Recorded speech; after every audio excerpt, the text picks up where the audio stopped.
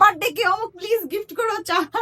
আমি যেহেতু চা খেতে পছন্দ করি, যে কোনো একটা কে আমাকে গিফট করে দিও। ঠিক আছে। আমাদের নওগাঁ সদরের মধ্যে অনেক সুন্দর একটা মৃৎশিল্পের দোকান আছে, যেইখানে কিন্তু অসম্ভব সুন্দর সুন্দর মাটির কারুকার্যময় জিনিস আপনারা পেয়ে যাবেন। আসসালামু আলাইকুম এভরিওয়ান, কেমন আছেন আপনারা সবাই? সব স্পেশাল দিনগুলা এবার কেমন জানি রমজান মাসেই পড়ে গেছে।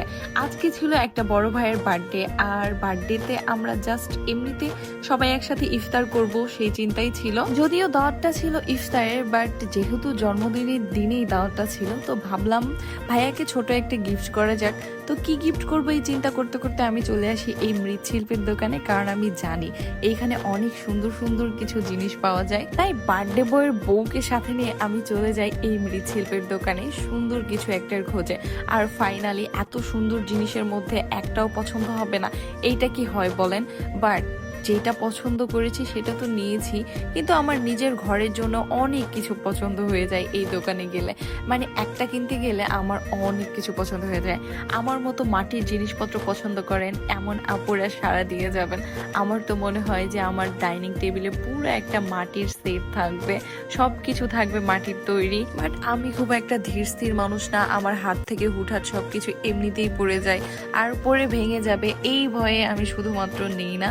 বাট আমার অনেক দিনের স্বপ্ন যে আমার একদম ডাইনিং টেবিলের পুরো একটা ডাইনিং সেট থাকবে মাটির তৈরি। ইনশাল্লাহ খুব শীঘ্রই সেই স্বপ্নটাও পূরণ করে ফেলবো। আগে আপনাদেরকে এই এত সুন্দর মৃৎশিল্পের জিনিসে ভরপুর দোকানের লোকেশনটা দিয়ে ফেলি।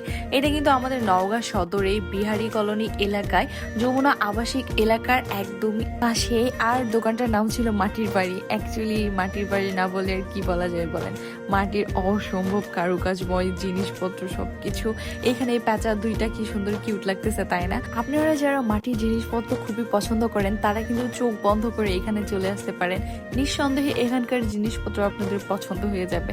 আর হ্যাঁ, এছাড়াও কিন্তু আপনজনদের গিফট করার জন্য মাটির জিনিসপত্র একটা বেস্ট জিনিস হইতে পারে, কারণ এগুলা কিন্তু খুবই আনকমন হয়ে থাকে, সচরাচর সব জায়গায় পাবেন না। খুবই সুন্দর সুন্দর এক্সক্লুসিভ ডিজাইন থাকে। তবে সবচাইতে সুন্দর লেগেছে এইখানকার চায়ের কেটলিটা। যেহেতু আমি চা লাভার মানুষ, আর এত সুন্দর সুন্দর চায়ের কেটলিগুলো দেখে আমার রিয়াকশনটা জাস্ট আপনারা ভিডিওতেই দেখেন।